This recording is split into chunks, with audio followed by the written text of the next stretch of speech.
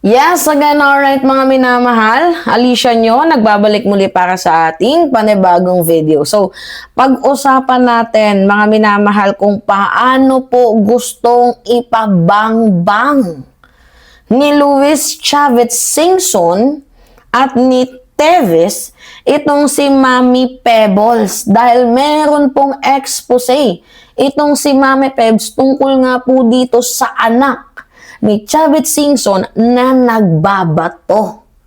'Di ba? At pakana, yes, may malaking ambag sa black market. Alright, so bago natin simulan yung talakayan na yan, nais ko lang po munang, grabe no, tingnan ninyo. Yung signature campaign na naman. Okay. Alam nyo, nakalagay dito, si Maharlika pa mismo nag-post, ang kadyutang inahan ng Team Alpotera. Okay, kay Maharlika yan, yung Buljakan TV, pakita ko sa inyo.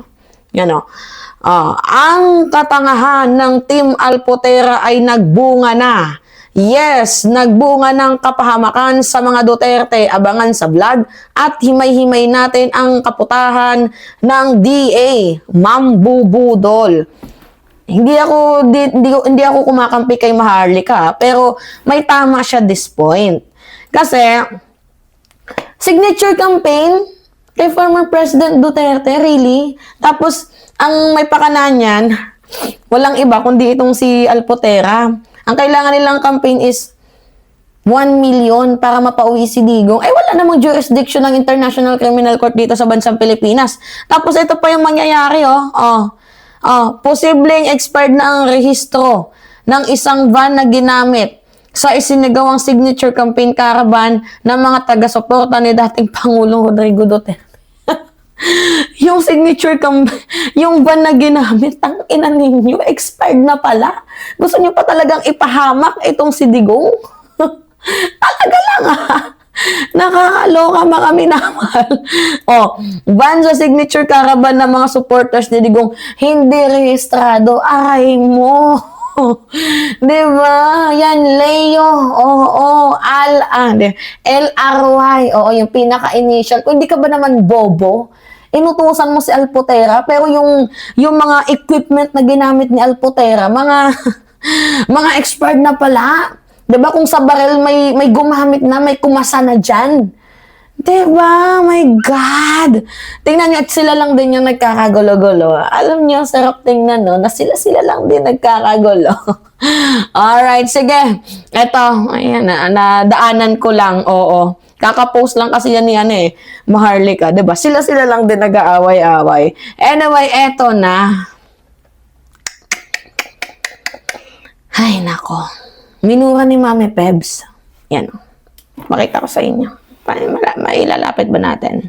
Or ilapit na lang natin yung camera. Ibaba natin. Yan.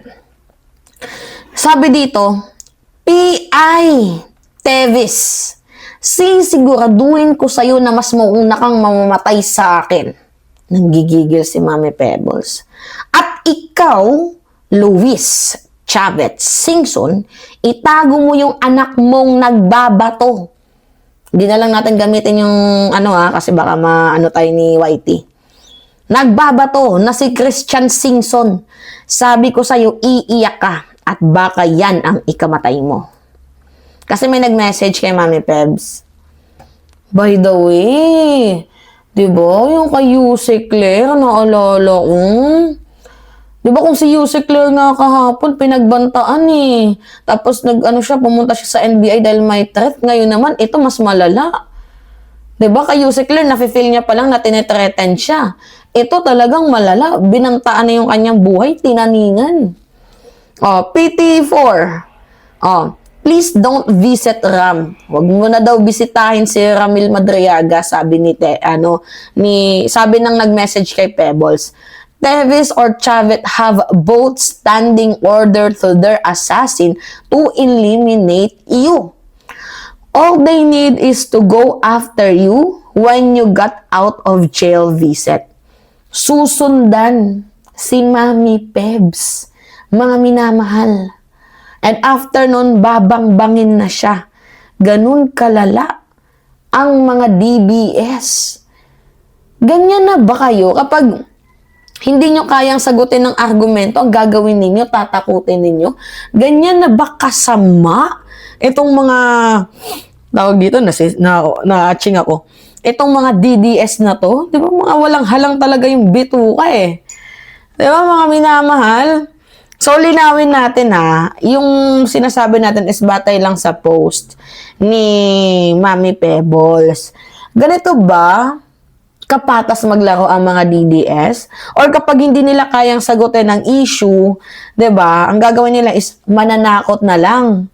'Di ba? Mananakot ba yung sagot sa lahat ng bagay?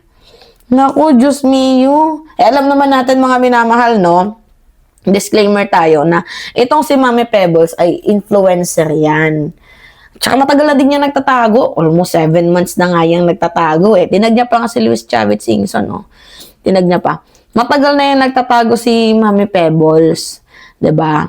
So, wala kang nakapaghanap dyan eh. Hindi tahimik si Pebbles. Ang kanya lang, hindi siya takot na mag-expose ng mga resibo. At dahil doon, nagiging target siya ng mga galit, ng mga tinitiran niyang tao. At ang nangyayari, ito na nga, pananakot. So, dito papasok ang mabigat na issue. Hindi niyo ba kayang kalabanin itong si Mami Pebbles ng patas lang? Bakit gigil na gigil kayong gusto siyang patahimikin? 'Di ba? Gusto niyong pagbantaan ng kanyang buhay. May babala pa umano na wag siyang lumabas, or gumalaw. Hindi yan biro, ha? Yung ganyang pagbabantay, hindi yan biro. Hindi yan simpleng bardagulan. Ang usapan dito, mga minamahal, is pagpapatumba. Ang usapan dito is patayan, assassination. Ibang level na yan. At kung totoo man itong mga banta kay Mami Pebbles, 'di ba? Iba na to. Pikon ba? 'Di ba? Well, sa bagay, criminal in nature na din sa kanila yan, mga minamahal. Ganyan yung mga diskurso siguro ng mga DDS, no? Kapag may resibo, kapag may tanong, kapag may expose, ang kanilang sagot is pananakot, 'di ba? Pagpapatahimik. Or else, character assassination, mga minamahal. So hindi ito laban, hindi to patas na laban eh, 'di ba? Wala namang mali ata sa sinabi ni Mami Pebbles. Eh kung sa tingin ninyong merong mali, ba't di nyo kasuhan? Mag-debate kayo. Hindi yung tatakutin ninyo. 'Di ba? Ganito ba yung kultura na ngayon sa bansang Pilipinas? Na kapag di mo kayang sagutin ang issue, ipapabangbang mo na lang? Hindi mo ba kayang linisin ang pangalan mo nang hindi ka magpapabangbang ng tao? Hindi mo ba kayang sagutin yung mga paratang? Hindi mo ba kayang ikontrol ang mga naratibo? 'Di ba? Tapos ang gagamitin mo, mananakot ka. Kaya dito pumapasok ang pangalan ni Luis Chavez Singson eh. Oo, na inuugnay. Anyway, ito, may another post pa siya. Sabi dito, Chavez at Teves, akala nyo di makakarating sa akin ang info na gusto nyo kong ipatumba? Teka muna, bakit nyo ako gustong ipatumba? So, ibig sabihin, totoo lahat ng pinasabog ko? Ano na? Luis Chavez Singson, kailan tayong magkikita? Hinamo na ni Mami Pebbles.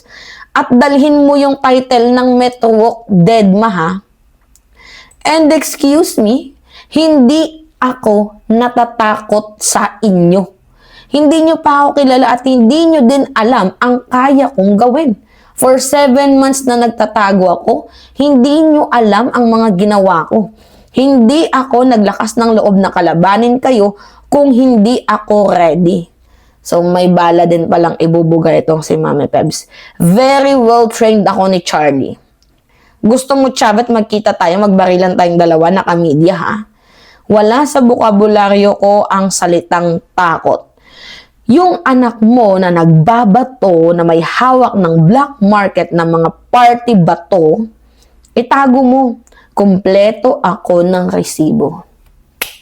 I can't wait, Mami Pebs, 'di ba? Itong aligasyon na to ay nanggagaling sa source ni Mami Pebbles. Hindi po ako hukuman or hindi po ako magdedesisyon na totoo ang sinasabi niya. Not unless kapag ilabas niya nga mga minamahal ang mga resibo. Pero maraming netizen ang nakakakita ng pattern kasi kapag ikinumpara ang sinabi ng iilan, kahawig din ito sa estilo ng mga Duterte. 'Di ba? Na kapag ang isang pamamalakad nila ay medyo kinukontra, 'di ba? Ang ginagawa, pinapatumba na lang nila. So, Mami Pebbles, kung ikaw man ay nakakapanood ng ating video, ng ating vlog, mag-ingat ka dyan. Kasi hindi natin alam kung anong kayang gawin, 'di ba? Ng mga Duterte. Hindi natin alam kung ano yung kaya nilang gawin. Mag-ingat ka muna, wag ka munang labas ng labas. Kasi itong si UC Claire, di ba, pinagbantaan din, o, tingnan ninyo. Sinubong sa NBI ni Palace Press Officer Claire Castro ang umunoy death threat sa kanya. Pero git ng Facebook page ng reklamo ni Castro, walang pagbabanta sa kanilang post. Nasa frontline na balitang yan, si Dave Abuel. I am giving the authority na Personal na sumadya sa tanggapan ng National Bureau of Investigation. Hindi naman nagkaso si UC Claire.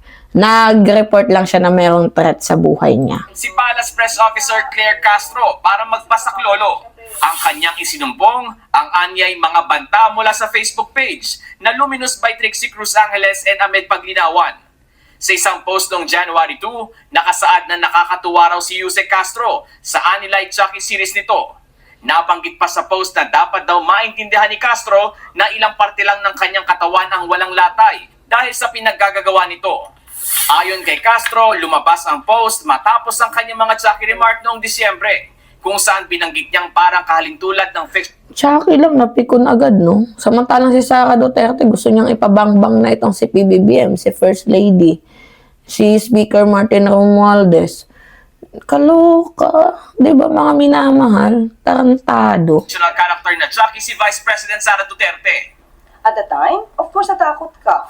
Kasi hindi ko naman sanay sa death threats eh. Pero kasi sabihin na appendix mo lang ang walang latay, iba ang ibig sabihin nun.